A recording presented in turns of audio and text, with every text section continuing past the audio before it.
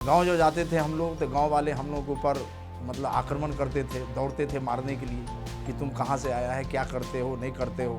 संगठन के में इतनी ताकत है कि व्यक्ति ऑटोमेटिक किसी न किसी संगठन से जुड़ जाता है। कहावत भी है, जब भाई जब हो जाता है तो बहनें भी चाहिए साथ में। पहले भाई को ले जाओ, उसके बाद बहन को पीछे से ले जाओ। आज संगठन खड़ा करने के लिए हमके गाँव वाले के विचार को बदलना पड़ेगा, उनके मोटिव को चेंज करना पड़ेगा।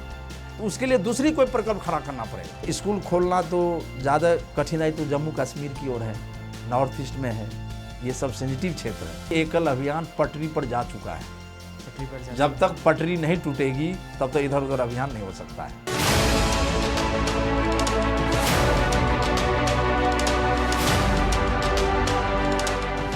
एकल अभियान पिछले 35 सालों से लगातार समाज उत्थान का कार्य कर रहा है। एकल अभियान के सफल होने के पीछे उनके सेवाव्रतियों का बहुत अहम योगदान है। कुछ ऐसे ही सेवाव्रती हैं जिनकी कहानियां हम आपको अपने इस खास शो कर्मवीर के माध्यम से दिखाते हैं। आज एक ऐसे ही कर्मवीर हमारे साथ जुड़े हैं जिनका नाम कामेश्वर शर्मा है और ये एकल अभियान में CSR प्रमुख का दायित्व संभाल रहे हैं। उनसे बातचीत करेंगे और जानेंगे कि कैसे वो एकल अभियान से जुड़े और लगातार 35 सालों से एकल के साथ वो कैसे काम कर रहे हैं। स्वागत है कामेश्वर जी आपका हमारे इस खास शो कर्मवीर में। तो सबसे पहले तो हम आपसे यही जानेंगे कि आप एकल अभियान से जुड़े कैसे। एकल अभियान में जुड़े, रांची से जुड़ा हूँ मैं। मेरे फादर इन लॉ रांची में HEC में इंजीनियर थे और रिटायर कर गए हैं, और उनके दोस्त के दामाद जो थे विकास भारती में काम कर रहे थे। उनके माध्यम से हमने सिविल इंजीनियरिंग में पॉलिटेक्निक किया है, इंजीनियरिंग किया है। और करने के बाद घर पर बैठे थे और उन्होंने मेरे फादर इन लॉ को बोले कि भाई, मेरे फादर इन लॉ उनसे बात किए कि मेरे भी दामाद बैठे हैं तो उसको भी कहीं लगा दो। उसके माध्यम से, उनके दामाद के माध्यम से हमने विकास भारती में जुड़ गया। विकास भारती में जुड़ने के बाद लगभग 6-7 साल 8 साल में विकास भारती में रहा। माने श्याम जी का वहाँ आना जाना होता था, और कारीगर पंचायत का मैं डायरेक्टर भी था वहाँ विकास भारती बिशुनपुर में, और फैमिली के साथ मैं रहता था। शादी हो गई थी मेरी उससे पहले ही, तो मैं परिवार भी लेके चला गया। और वहाँ माने श्याम जी का आना जाना होता था। श्याम जी से परिचय हुआ उस कारीगर पंचायत में। फिर श्याम जी के संरक्षण में आते आते उनका बौद्धिक भी सुनते थे, सब कुछ सुनते थे। फिर वहाँ से महेश शर्मा जी वहाँ के डायरेक्टर थे जिन्होंने विकास भारती की स्थापना किए थे। अशोक भगत जी थे जिन्होंने, दोनों दोस्त थे, फ्रेंड, विद्यार्थी परिषद के दोनों कार्यकर्ता थे, और उनके निर्देशन में वो विकास भारती की स्थापना हुई थी। और माने श्याम जी वहाँ आना जाना करते थे। बाद में श्याम जी विकास भारती को भी अपना लिए। उसी के माध्यम से संरक्षण में आते आते हम आज श्याम जी के संरक्षण में काम कर रहे हैं। तो आप 35 साल से जुड़े, आप बिहार से आते हैं। बिहार से वैसे आप जहाँ से आते हैं वहाँ से रांची नज़दीक है, फिर आप काम कर रहे थे। ऐसे में बिहार और रांची जाना कैसा? एक्चुअली मेरा ससुराल रांची है। मेरे फादर लोग वहीं बस गए, HEC का ये सब मकान लेकर के वहीं बस गए, तो वहीं आना जाना करते हैं हम। और मेरा घर एक्चुअली बिहार में है, तो हम अपने बच्चों को लेकर के, मेरे जब फर्स्ट बच्चे हुए तो मैं लेकर के रांची निकल गया। मेरे ससुर वहाँ बुला ले, विकास भारती में रहने लगे, वहीं बच्चों को पढ़ाने लगे। पूरा फैमिली हम लगभग 20-25 वर्ष रांची में रह गए। अभी आप एकल में कौन सा दायित्व? अभी CSR विभाग है। तो उसमें आप क्या करते हैं? अभी हम उसमें रिपोर्टिंग के एक्चुअली काम करते हैं। 27,000 स्कूल, वो 1 लाख स्कूल में 27,000 स्कूल का हम रिपोर्टिंग कर रहे हैं, जिसमें 3 संस्थाएं हमारे साथ जुड़ी हुई है। एक वन बंधु परिषद, एकल विद्यालय फाउंडेशन ऑफ इंडिया और भारत लोक शिक्षा परिषद, ये तीनों का रिपोर्टिंग हम करते हैं।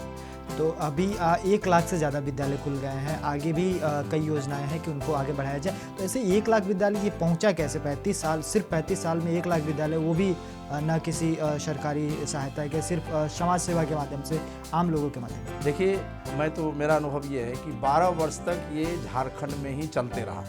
जब खुला, माने श्याम जी ने बहुत अथक परिश्रम किए, बहुत मेहनत किए, हम लोग भी साथ में थे, लेकिन 12 वर्ष तक इसको गांव वाले स्वीकार नहीं करते थे। गांव जो जाते थे हम लोग तो गांव वाले हम लोग के ऊपर मतलब आक्रमण करते थे, दौड़ते थे मारने के लिए कि तुम कहां से आया है, क्या करते हो, नहीं करते हो।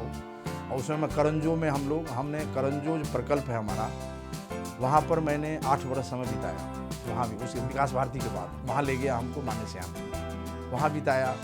तो कठिनाई तो बहुत आई शुरू में, लेकिन धीरे धीरे चूँकि संगठन खड़ा करना है गांव में, तो संगठन के में इतनी ताकत है कि व्यक्ति ऑटोमेटिक किसी न किसी संगठन से जुड़ जाता है। तो हम लोगों का जो अपना रफ्तार था काम करने का, बहुत ही स्पीड में, बहुत सारे माने श्याम जी का बहुत ही हर महीने 2 बार 3 बार श्याम जी का प्रवास हम लोगों के बीच में होते रहता था और कैसे काम करना है पद्धति बताते रहते थे। उस पद्धति को अपना करके गांव में पहुंचे और संगठन खड़ा करने के बाद एकल अभियान आज इतना आगे बढ़ा है। आपने इंजीनियरिंग में डिप्लोमा किया है लेकिन आप जुड़ गए समाज, तो कभी ऐसा नहीं लगा कि या फिर घर वालों को ऐसा लगा कि आप इंजीनियरिंग नहीं करते तो अच्छा खासा पैसा कमाते, कहाँ ये समाज सेवा में आ गए? नहीं, ये मुझे कभी फील नहीं हुआ, क्योंकि श्याम जी कभी फील नहीं होने दिया कि तुम इंजीनियरिंग किए हो तो तुमको पैसा अधिक कमाना चाहिए, या संगठन भी ऐसा फील नहीं होने दिया। नहीं, संगठन नहीं, परिवार की ओर से ऐसा? परिवार भी हमको, चूँकि हम रांची में रहते थे, बच्चे मेरे अच्छे जगह पर, रांची चूँकि एजुकेशन के मामले में बहुत अच्छे जगह है, आज भी है, तो वहाँ बच्चे पढ़ रहे थे नाना जी के पास।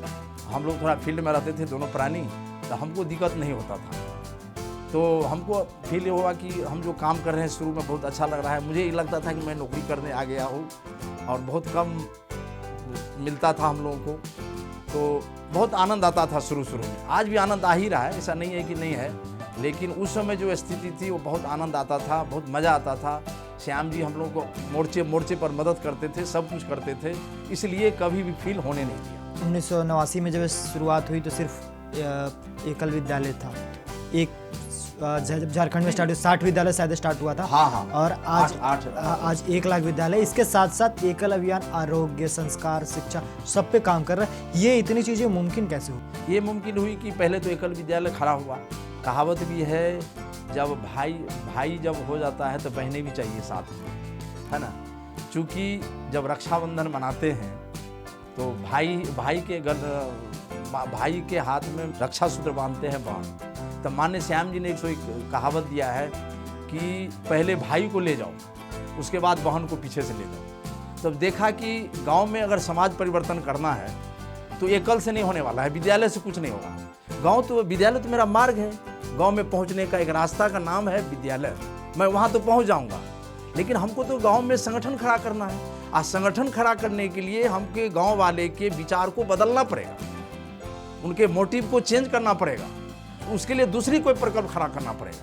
तो सामने में आई संस्कार शिक्षा हरिकथा योजना। उसमें हरिकथा योजना था, आज तो आगे बढ़ गया। तो वो संस्कार शिक्षा को फिर माध्यम सेकेंड में बनाया गया और उसके माध्यम से भजन कीर्तन सत्संग जो गाँव में शुरू हुआ तो लोगों का संस्कार बदलने लगा, क्योंकि संस्कार पर आधारित है, तो इस कारण से वो आगे बढ़ा है। आपने बताया कि शुरुआत में 12 साल एकल विद्यालय झारखंड तक की सीमित था और शायद तब वो बिहार होता था जी, तब बिहार और उस समय बिहार में बहुत मतलब उस समय बिहार के शासन की पूरे राज्य में चर्चा होती थी कि ये जंगल राज है, कुछ ऐसा। तो उस समय एकल विद्यालय आप लोगों का वहाँ काम करना कितना चुनौती तो बहुत बड़ा था। मैं शुरू से बता रहा हूँ कि माने श्याम जी ने पहले हरिकथा में 12 बहनों को अंडमान निकोबार से वनवासी क्षेत्र के बहने थे जो गुमला जिले के रहने वाले थे। किसी न किसी रूप में जॉब करने के माध्यम से गार्जियन चले गए अंडमान निकोबार। वहाँ उन्होंने वहाँ से 11-12 बहनों को लाए। मैं उस समय करंजो में था। लाए, उनको प्रशिक्षण दिया गया। प्रशिक्षण दे करके हमको बोला गया कि तुम अब इसको संभालो करंजो में। मैं संभाला। बहुत पढ़ी लिखी बहनें थी सब। फर्स्ट प्रयोग सत्र कहा जाए या प्रैक्टिकल कहा जाए ऐसे ही, लेकिन वो गांव वाले उसको स्वीकार नहीं किया। उसको इतनी विद्रोह जब गांव में जाती थी सभी बहनों तो एक साथ चलती थी, उनके पास पर्स होता था, थोड़ा सज धज के चलती थी, सभी बहनें अनमैरिड थे। तो गांव वाले चूँकि वनवासी क्षेत्र था, कभी इस तरह काम हुआ नहीं था, तो गाँव वाले को लगता था कि ये इंद्र की परी कहाँ से आ गई। मैं जो बात हुई थी वो मैं खुल के बता रहा हूँ, छिपाने की बात नहीं है, ये कहाँ से आ गई। तो गांव के सारे युवक उसके पीछे लग जाते थे गांव वाले। अब मैं भी मोटरसाइकिल, मेरे पास भी एक राजनीतिक मोटरसाइकिल था, मैं उसके साथ साथ चलता था कि कहीं कुछ हो जाएगा तो दिक्कत हो जाएगी। लेकिन मैं 3-4 महीने, बहुत हुआ तो 6 महीने तक संभाला, उसके बाद मैं फेल हो गया। लास्ट में ये हुआ कि करंजो प्रकल्प में लड़के लोग आकर के धरना देने लगा, वहीं बैठता था, चूँकि बहनें वहीं रहती थी। तो मुझे लगा कि यहाँ माहौल पूरा बिगड़ रहा है, इसलिए यहाँ से इसको हटाना ही चाहिए।